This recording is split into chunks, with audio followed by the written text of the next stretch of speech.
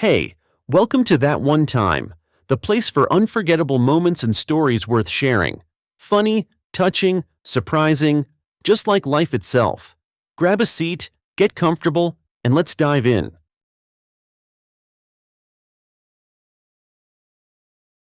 Veronica was at school unusually early that morning. More precisely, she didn't come herself, but was delivered by her mother. Her parents had had another big fight the day before, and her mother, having suffered from insomnia, quickly took her daughter to school to free up the day for discussing her father's transgressions with a friend. A familiar scenario. Having gone up to the second floor, Veronica headed towards her classroom. A girl in dark clothes stood alone by the window. Probably the new girl, the thought flashed through her mind. Exactly. It was the one Ronnie had seen yesterday with the teacher. Looked kind of nice. Should try to get acquainted. Just the right spot had opened up in their girls' group after Kira left. Veronica was eager to question her, to assess her communication style. Maybe she'd be suitable for the role of a new friend? Ronnie approached the window. "Hi, I'm Veronica. You must be the new girl? I saw you yesterday. What's your name?" The girl flinched and seemed to shrink back in surprise, but seeing Veronica's friendly smile, she replied shyly, "Hi, yes, I'm new. My name is Camilla." Her voice was very quiet but surprisingly pleasant. "Camilla," Veronica noted to herself. "Suitable name, and we'll teach her to speak louder." Veronica continued her interrogation. "Where did you come from? Another city, I guess? Or did your parents divorce? Why did you transfer specifically to us?" Camilla answered quietly and reservedly. "No, I'm not from another city, and my parents didn't divorce. My father isn't around. I live with my mom. I transferred here because the school is closer to home. It's more convenient." Veronica nodded approvingly. "Ah, I see. Yes, that is convenient. I live far away, commuting every day is awful. But I always get driven, sometimes mom, sometimes dad. Depends on how they are, fighting or making up. Does your mom have a car?" Camilla looked away. "No, mom doesn't have a license." "Oh, that's inconvenient," Veronica drawled. "She should get her license. Every woman should know how to drive nowadays. Let her learn, and then she can teach you. I'm getting my license as soon as I turn 18. Dad promised to buy me a car as soon as I get it. Can't wait." Camilla glanced at her timidly and smiled slightly. "Yes, that's great, driving yourself. I'd like that too." Veronica casually tossed her hair back. "What iPhone do you have? 12 or 13? I hope not 13, I only have a 12. I want to be the first in class with a 13. "I don't have a phone," Camilla whispered shyly. "I lost it. Mom hasn't bought a new one yet. Not yet." "Oh, excellent," Veronica exclaimed happily. "I hope she doesn't buy one this week either, because Dad promised me a 13 on Saturday.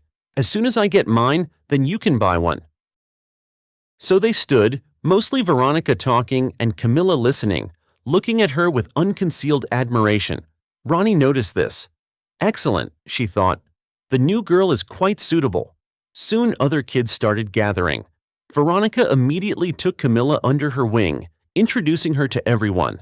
The classmates accepted her kindly. In the first lesson, Veronica sat her next to her. The day flew by unnoticed. Camilla easily found common ground with everyone and was on cloud nine. So many new friends and everyone was so friendly. On Saturday, Ronnie invited Camilla over for a slumber party. It was planned as an initiation for the new girl into their group of friends.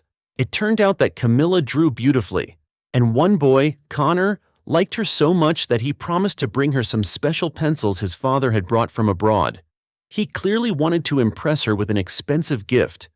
"They're just super, you'll see," he said. "I have 2 boxes, I'll give you one. If you like them, you can order more like them. I'll explain how later," Dad told me. Connor didn't leave Camilla's side all day. The girl literally glowed with happiness. Everything was turning out even better than she could have dreamed. After all, she had been so afraid of transferring to this school, which was quite prestigious, where children from very wealthy families studied. For about a month, everything went smoothly. The classmates accepted Camilla without asking unnecessary questions. She somehow mentioned that her mother owned a cleaning company, but in another city. This didn't surprise anyone. Many parents had businesses not only in other cities but also abroad. But about a month and a half after her arrival at school, an event occurred that turned everything upside down.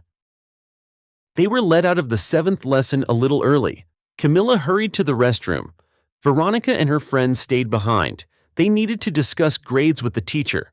It was Friday and the school was almost empty. Camilla dropped her backpack and entered the cubicle area, colliding right in the doorway with the cleaner. The thin woman cried out and dropped an empty bucket. Camilla also cried out and crouched down to pick up the scattered rags.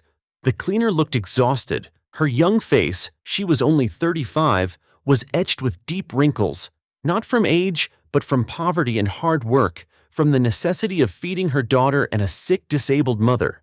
This was Camilla's mother, and she worked as a cleaner at this school.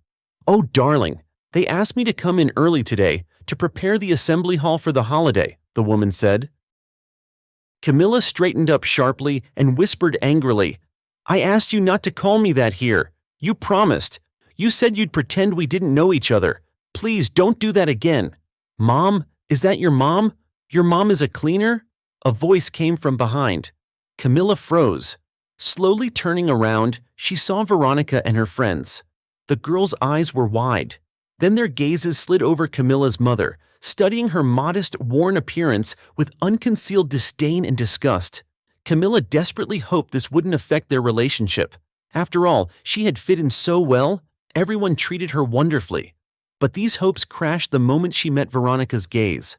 Such disgust and malice were frozen in Ronnie's eyes that Camilla immediately understood. This was the end. The friendship was over. A heavy silence fell. Only the school bell could be heard ringing. Veronica was the first to break the silence, stepping back and gesturing to her friends. "Okay, we need to go. I have a party tomorrow. Need to get ready. With my friends, Adeline and Diana." She emphasized the last words with particular clarity, leaving no doubt. Camilla was no longer part of that circle. It was over. The girls hurried out, whispering and giggling. Camilla knew they were talking about her. She remained standing, her shoulders slumped in helplessness. Camilla so desperately wanted to belong at this school. She desperately wanted to believe that Veronica was just upset.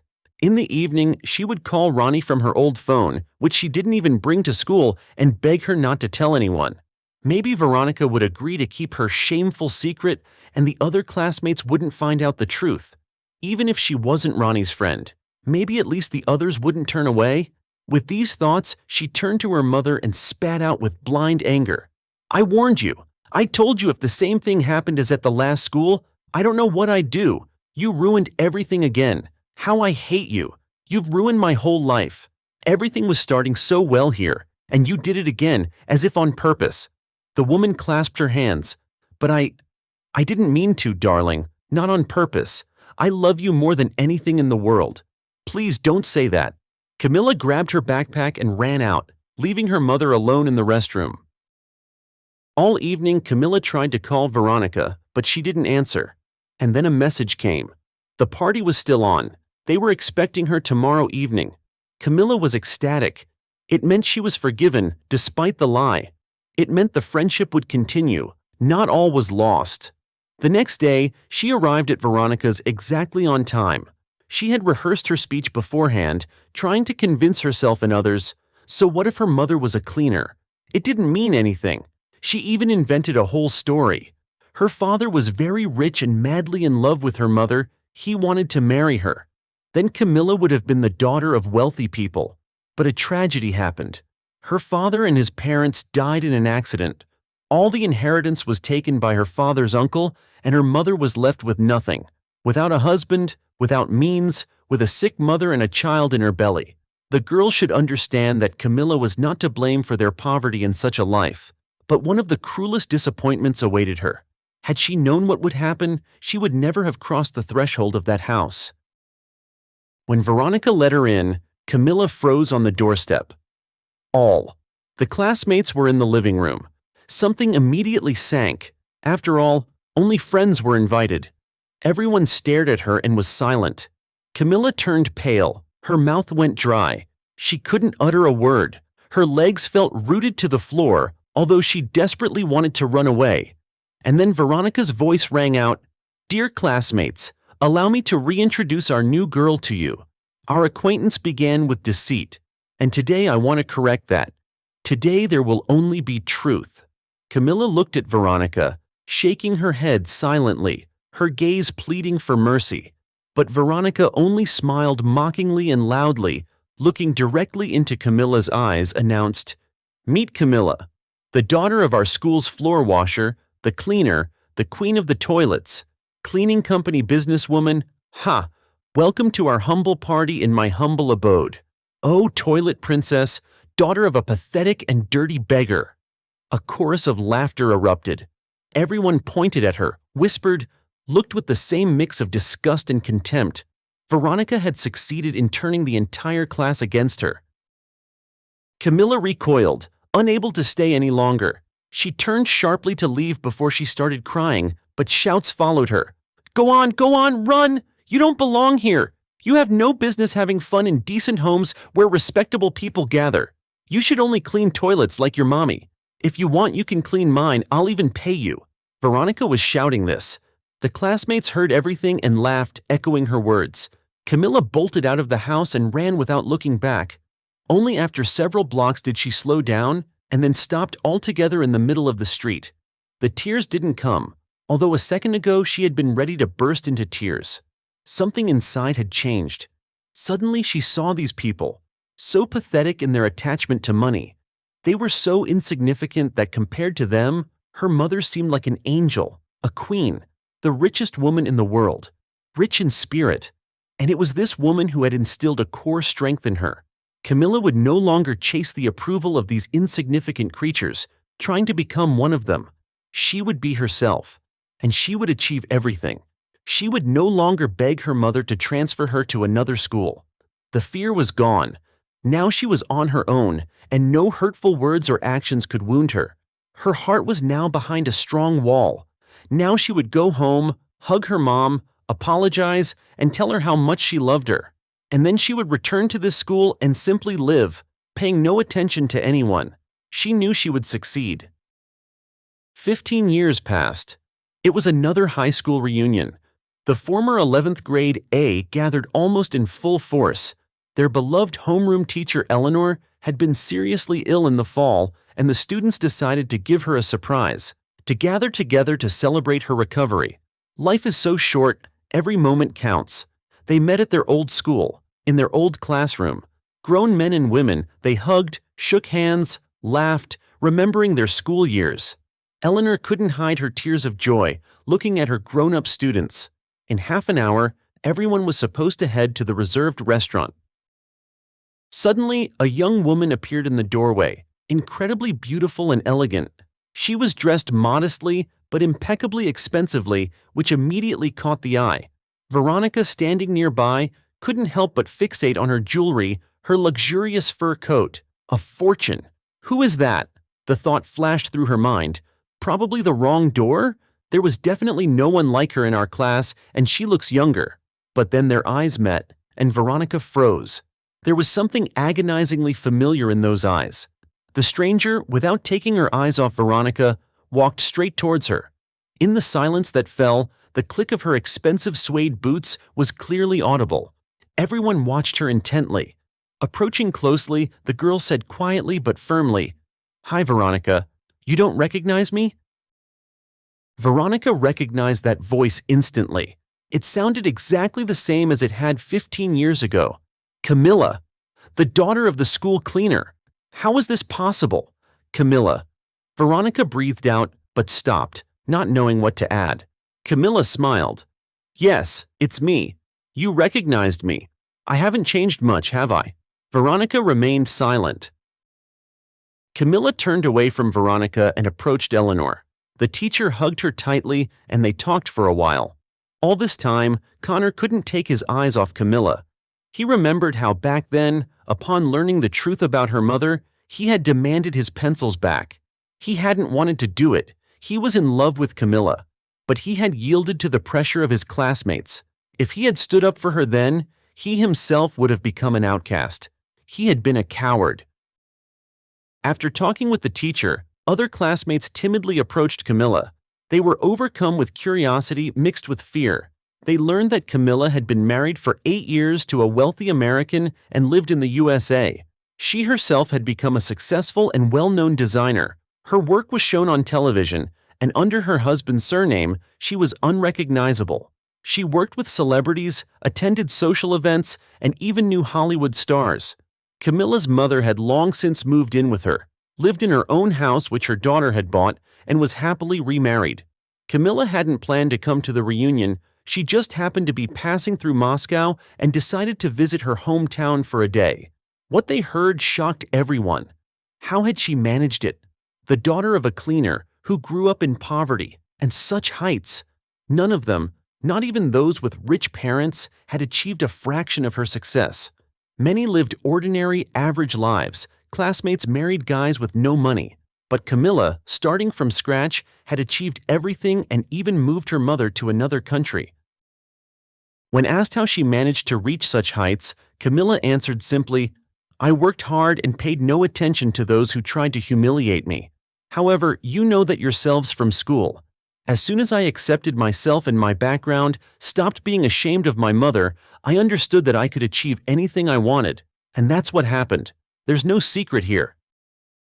When everyone started getting ready to go to the restaurant, Connor approached Camilla. "Coming with us?" "I called a taxi," he offered quietly. Camilla shook her head. "No, I can't. Even if I wanted to. My flight is in an hour. Time for the airport. A car is already waiting at the school." Connor walked her out. The driver waited patiently, opening the back door of the expensive car. The classmates watched the scene, unable to hide their envy. Camilla paid no attention to them. She extended her hand to Connor. He squeezed it tightly. "Will I ever see you again?" he asked hopefully. Camilla smiled sadly and shook her head again. "Hardly. Nothing connects me to this city. I flew in today just on a whim, a momentary impulse. I realized it's not worth it anymore. Goodbye." She was about to get into the car, but suddenly stopped, turning back to Connor. "Connor, thank you for the pencils. Even though you took them back later, they played an important role in my life. Thank you for everything. Even for the complete indifference back then. I was once in love with you. And you know, I'm glad things didn't work out between us. Otherwise, I wouldn't be as happy as I am now. Goodbye." She got into the car. Connor watched after her for a long time until the car disappeared around the corner. He thought about the girl he had once loved and who, in those 40 minutes, had left a huge mark on his heart.